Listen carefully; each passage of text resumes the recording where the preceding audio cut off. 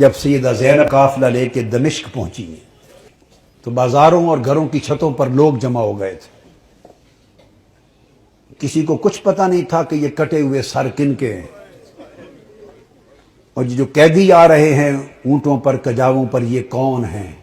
صرف اتنا اعلان کیا ہوا تھا کہ حکومت کے کچھ باغی تھے اور باغیوں کو قتل کر دیا گیا ہے. اب یہ باغیوں کے سر دربار یزید میں پہنچائے جا رہے ہیں. لوگ باغیوں کو دیکھنے کے لیے چھتوں پر چڑھ رہے تھے. کسی کو کچھ خبر کچھ پہچان نہ تھی. ہجوم ہو گیا، قافلہ رک گیا بازار دمشق میں. آج وہ بازار سوق حمیدیہ کہلاتا ہے. چھتا ہوا ہے آج بازار دمشق کا. وہ روٹ تھا جہاں سے وہ مسجد اموی جو ہے اس طرف دربار یزید کی طرف مڑ کے قافلہ جانا تھا. بھیڑ ہو گئی، قافلہ رک گیا. بھوک تھی، پیاس تھی، پریشان حالی تھی. تو چھتوں پہ جو لوگ چڑھ گئے تھے ان میں ایک خاتون بھی چڑھ گئی تھی، بوڑھی. اس خاتون نے دیکھا قیدی ہیں، مسافر ہیں، پریشان حال ہیں.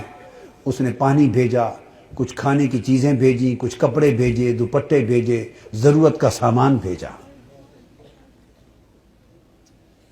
سیدہ زینب نے سارا کچھ دیکھ کر اس خاتون کو بلوایا.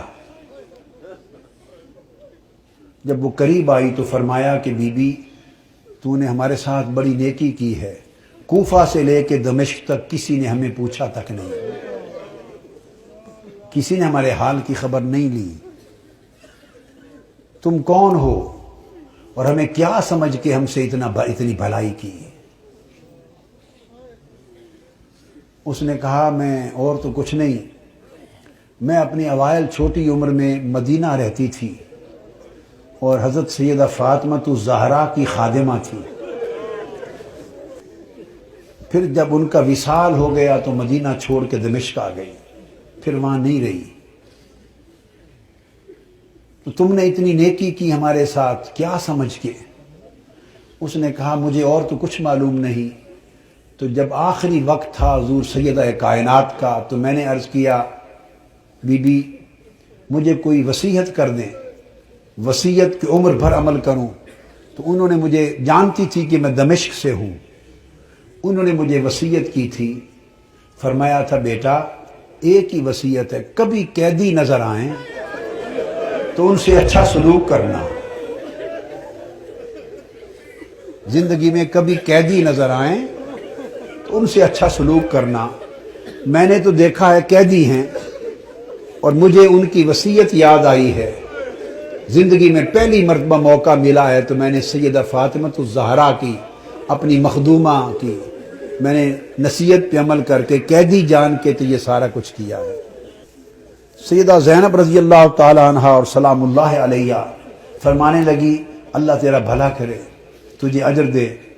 بتا تو نے ہم سے اتنی نیکی کی، بھلائی کی، ہم تیرے لیے کیا دعا کریں، کیا صلہ دیں؟ ہم تو اس وقت خود مسافر ہیں، قیدی ہیں، لٹے ہیں، مظلوم ہیں، بے یار و مددگار ہیں، ہم تیرے لیے کیا دعا کر سکتے ہیں؟ اس نے کہا بی بی میری ایک ہی آرزو ہے عمر بھر کی، وہ دعا کر دیں. پوچھا کیا آرزو ہے؟ اس نے کہا جب میں وہاں سے چلی تھی تو سیدہ فاطمہ الزہرا رضی اللہ تعالی عنہا کے چھوٹے چھوٹے شہزادے تھے، حسن حسین اور بی بی زینب، چھوٹے معصوم بچے تھے. اب زمانہ گزر گیا، میری اس وقت سے آرزو ہے کہ کبھی مجھے حسین اور زینب کی زیارت ہو جائے. دعا کر دے کہ مجھے ان کی زیارت نصیب ہو. بی بی زینب نے فرمایا تیری دعا قبول ہو گئی. میں زینب ہوں جو قیدی ہوں، اور جس کا سر کٹا نیزے پر دیکھ رہے ہو یہ حسین ہے.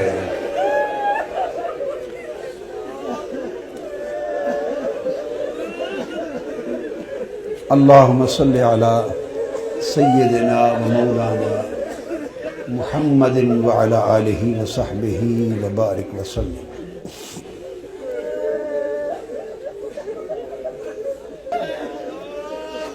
پھر سیدہ زینب قافلہ لے کر جب دربار یزید میں پہنچی ہیں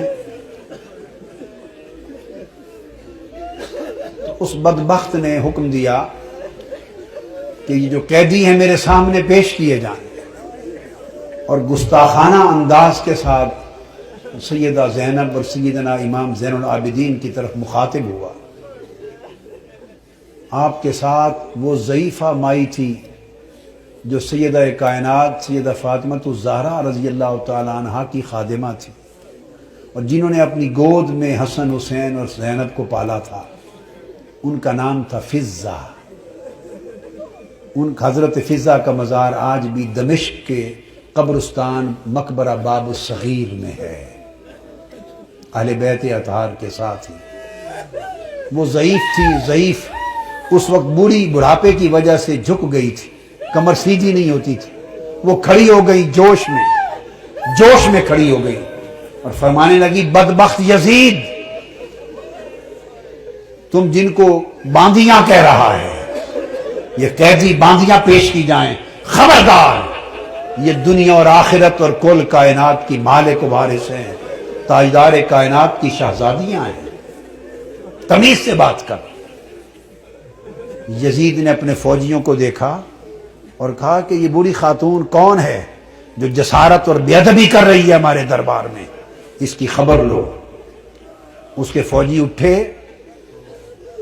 انہوں نے تلوار لہرائی، ڈرانے دھمکانے کے لیے بی بی فضہ رضی اللہ تعالی عنہا کو۔ بس اتنا عمل کرنے کی دیر تھی کہ خود یزید کے فوجیوں میں درجنوں سینکڑوں فوجی حبشہ کے رہنے والے تھے، اور بی بی فضہ بھی حبشہ سے تھی۔ یزید کی اپنی فوج کے حبشی جوان، یک لخت 20 حبشی جوان تلواریں میان سے نکال کے کھڑے ہو گئے۔ ان کی جو قومی غیرت تھی اور وطن کی حمیت تھی، اس نے جوش مارا۔ اس نے کہا، خبردار، یہ ہمارے وطن کی ماں ہے، حبشہ کی ماں ہے، اگر کسی نے اس کی طرف ہاتھ بڑھایا تو تلواروں سے گردنیں کاٹ دیں گے۔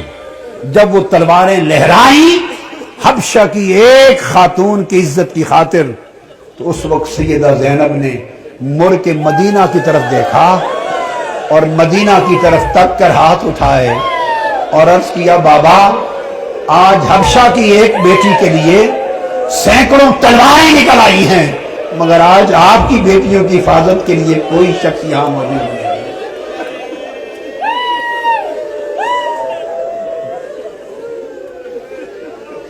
اللہم صلی علی سیدنا و مولانا محمد وعلی آلہ وصحبہ وبارک وسلم۔ الصلاة والسلام علیکہ یا سیدی یا رسول اللہ وعلی آلکہ و اصحابکہ و اہل بیتکہ یا حبیب اللہ وعلی آلکہ و اہل بیتکہ و ذریتکہ یا حبیب اللہ وما علینا الا اللہ۔